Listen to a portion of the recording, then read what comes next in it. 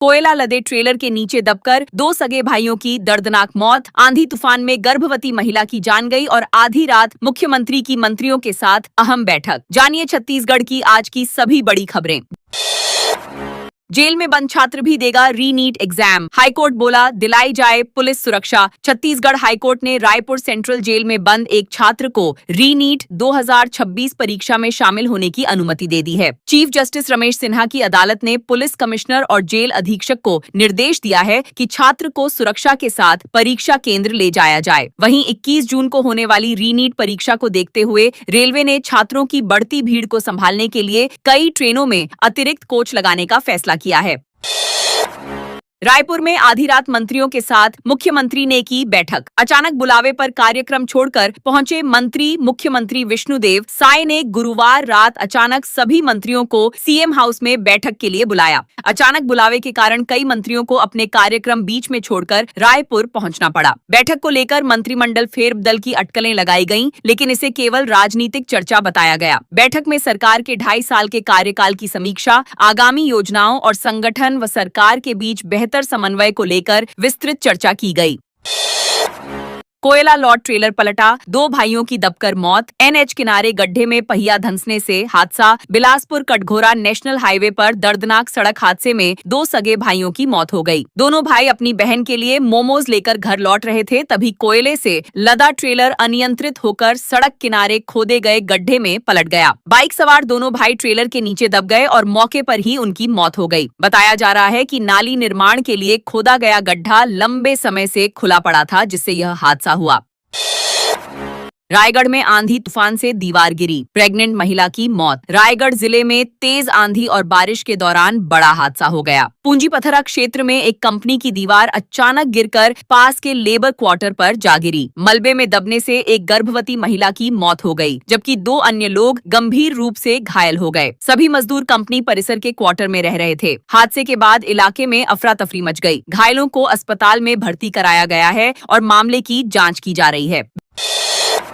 बिना CGMC मंजूरी छत्तीसगढ़ में काम कर सकेंगे बाहरी डॉक्टर। जूड़ा बोला फर्जीवाड़ा बढ़ेगा। छत्तीसगढ़ में दूसरे राज्यों के पंजीकृत डॉक्टरों को प्रैक्टिस की अनुमति देने वाले नए नोटिफिकेशन को लेकर विवाद बढ़ गया है। मेडिकल काउंसिल ने पहले दस्तावेजों की जांच के बाद अनुमति देने की बात कही थी, लेकिन बाद में स्वास्थ्य विभाग का नया आदेश जारी हुआ। जूनियर डॉक्टर्स एसोसिएशन का कहना है कि इससे फर्जीवाड़े और अनियमितताओं की आशंका बढ़ सकती है। वहीं सरकार का मानना है कि इससे स्वास्थ्य सेवाओं को मजबूती मिलेगी और डॉक्टरों की उपलब्धता बढ़ेगी।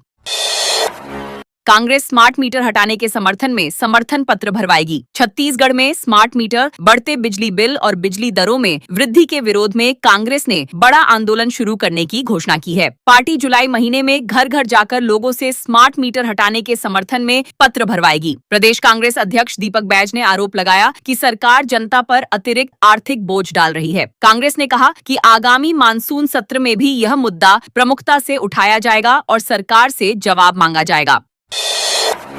विधायक दिलेश्वर बोले 2.5 साल में 4 बार बढ़ी बिजली दर। भाजपा सरकार पर जनता को लूटने का आरोप। कबीरधाम में आयोजित प्रेस वार्ता के दौरान कांग्रेस विधायक दिलेश्वर साहू ने भाजपा सरकार पर बिजली दरों में लगातार वृद्धि का आरोप लगाया। उन्होंने कहा कि पिछले 2.5 वर्षों में 4 बार बिजली दरें बढ़ाई गई हैं, जिससे किसानों, मजदूरों, महिलाओं और मध्यम वर्ग पर अतिरिक्त आर्थिक बोझ पड़ा है। उन्होंने पूर्व कांग्रेस सरकार की बिजली बिल हाफ योजना का जिक्र करते हुए कहा कि उस समय लोगों को राहत मिली थी, जबकि वर्तमान सरकार महंगी बिजली देकर जनता को परेशान कर रही है। बिलासपुर में चाकू अड़ाकर स्कूटी और कैश की लूट। चलती गाड़ों में पीछे से किया हमला, फिर की लूटपाट। बिलासपुर के चक्रभाटा क्षेत्र में 3 बदमाशों ने स्कूटी सवार युवक पर हमला कर लूटपाट की वारदात को अंजाम दिया। युवक रात में काम से घर लौट रहा था, तभी बाइक सवार बदमाशों ने उसे गिरा दिया। इसके बाद चाकू अड़ाकर उसकी जेब से नकदी लूट ली और स्कूटी भी लेकर फरार हो गए। पुलिस ने त्वरित कार्रवाई करते हुए एक नाबालिग समेत 3 आरोपियों को गिरफ्तार कर लिया। आरोपियों से पूछताछ कर आगे की कार्रवाई की जा रही है। एसपी विजय पांडे ने कोतवाली थाने का निरीक्षण किया। लंबित मामलों की समीक्षा। जांजगीर जिले के पुलिस अधीक्षक विजय कुमार पांडे ने सिटी कोतवाली थाने का वार्षिक निरीक्षण किया। इस दौरान उन्होंने थाना परिसर, मालखाना, शस्त्रागार, सीसीटीएनएस व्यवस्था और लंबित मामलों की समीक्षा की। एसपी ने पुलिस कर्मियों से अपराध नियंत्रण और निगरानी, बदमाशों से संबंधित जानकारी भी ली। उन्होंने डिजिटल पुलिसिंग को मजबूत बनाने पर जोर देते हुए एफआईआर से लेकर चालान तक सभी प्रक्रियाओं को समय पर ऑनलाइन अपडेट करने के निर्देश दिए ताकि पारदर्शिता और जवाबदेही बनी रहे। रायगढ़ में आंधी तूफान से दीवार ढही, महिला की मौत। छत्तीसगढ़ में मौसम की मार से अलग अलग जिलों में बड़ा नुकसान हुआ है। रायगढ़ के पूंजी पथरा क्षेत्र में तेज आंधी तूफान के दौरान उद्योगों के बीच बनी बाउंड्री वॉल गिर गई, जिसकी चपेट में मजदूर परिवार आ गया। हादसे में रंभा यादव की मौत हो गई, जबकि 2 अन्य लोग घायल हो गए। वहीं धमतरी जिले के डूमरपाली गाँव में आकाशीय बिजली गिरने से 40 मवेशियों की मौत हो गई। दोनों घटनाओं के बाद प्रशासन ने जांच और राहत कार्य शुरू कर दिए हैं। केंद्र सरकार के 12 वर्ष पूरे 3 दिवसीय फोटो प्रदर्शनी। बलौदाबाजार में पूर्व विधानसभा अध्यक्ष ने किया शुभारंभ। बलौदाबाजार में केंद्र सरकार के 12 वर्ष पूरे होने के अवसर पर जनसंपर्क विभाग द्वारा 3 दिवसीय फोटो प्रदर्शनी का आयोजन किया गया। नगर भवन में पूर्व विधानसभा अध्यक्ष गौरी शंकर अग्रवाल ने इसका शुभारंभ किया। प्रदर्शनी में केंद्र सरकार की विभिन्न योजनाओं, विकास कार्यों और उपलब्धियों को प्रदर्शित किया गया है। इस मौके पर जनप्रतिनिधियों और नागरिकों ने प्रदर्शनी का अवलोकन किया। आयोजकों का कहना है कि इससे लोगों को सरकारी योजनाओं और विकास कार्यों की जानकारी मिलेगी।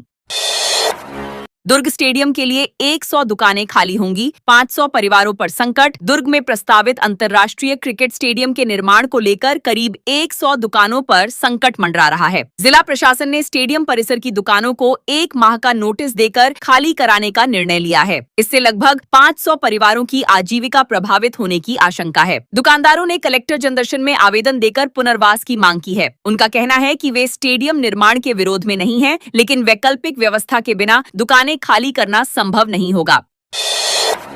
मंत्री रामविचार नेताम के खिलाफ आपत्तिजनक टिप्पणी। भाजपा नेता ने थाने में शिकायत। रामानुजगंज में भाजपा नेता और पार्षद सिद्धांत यादव ने सोशल मीडिया पर मंत्री रामविचार नेताम के खिलाफ कथित आपत्तिजनक वीडियो पोस्ट किए जाने की शिकायत दर्ज कराई है। शिकायत में आरोप लगाया गया है कि वीडियो में मंत्री के लिए अभद्र भाषा का प्रयोग किया गया और गंभीर धमकियां दी गईं। भाजपा नेता का कहना है कि इससे मंत्री की छवि धूमिल करने का प्रयास किया गया है। पुलिस ने शिकायत प्राप्त कर मामले की जांच शुरू कर दी है और आवश्यक कार्रवाई की तैयारी कर रही है। छत्तीसगढ़ में 7 आईएफएस अधिकारियों का ट्रांसफर। रायपुर से लेकर बस्तर तक बदले गए अधिकारी। छत्तीसगढ़ सरकार ने वन एवं जलवायु परिवर्तन विभाग में बड़ा प्रशासनिक फेरबदल करते हुए 7 भारतीय वन सेवा अधिकारियों का तबादला किया है। जारी आदेश के अनुसार रायपुर से लेकर बस्तर क्षेत्र तक कई अधिकारियों को नई जिम्मेदारियां सौंपी गई हैं। सरकार का कहना है कि विभागीय कार्यों को और प्रभावी बनाने के उद्देश्य से यह बदलाव किया गया है। नई पदस्थापनाओं के बाद संबंधित अधिकारी जल्द ही अपने नए कार्यस्थलों पर जिम्मेदारी संभालेंगे।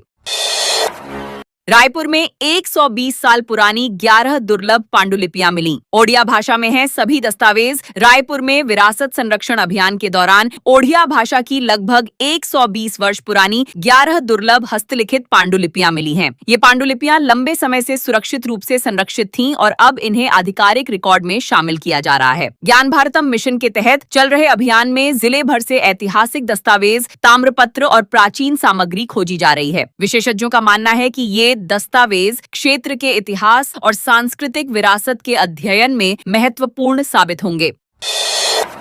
कोरबा में शराब दुकान शिफ्टिंग पर विवाद। कोरबा जिले के दीपका क्षेत्र में प्रस्तावित शराब दुकान के नए स्थान को लेकर विवाद खड़ा हो गया। आबकारी विभाग के अधिकारियों के निरीक्षण के दौरान स्थानीय लोगों और जनप्रतिनिधियों ने जमकर विरोध जताया। वार्ड पार्षद और क्षेत्रवासियों का कहना है कि तहसील कार्यालय के पास शराब दुकान खुलने से सामाजिक माहौल प्रभावित होगा। विरोध के चलते अधिकारियों को निरीक्षण अधूरा छोड़कर लौटना पड़ा। प्रशासन ने लोगों की आपत्तियों पर विचार करने और आगे उचित निर्णय लेने का आश्वासन दिया है।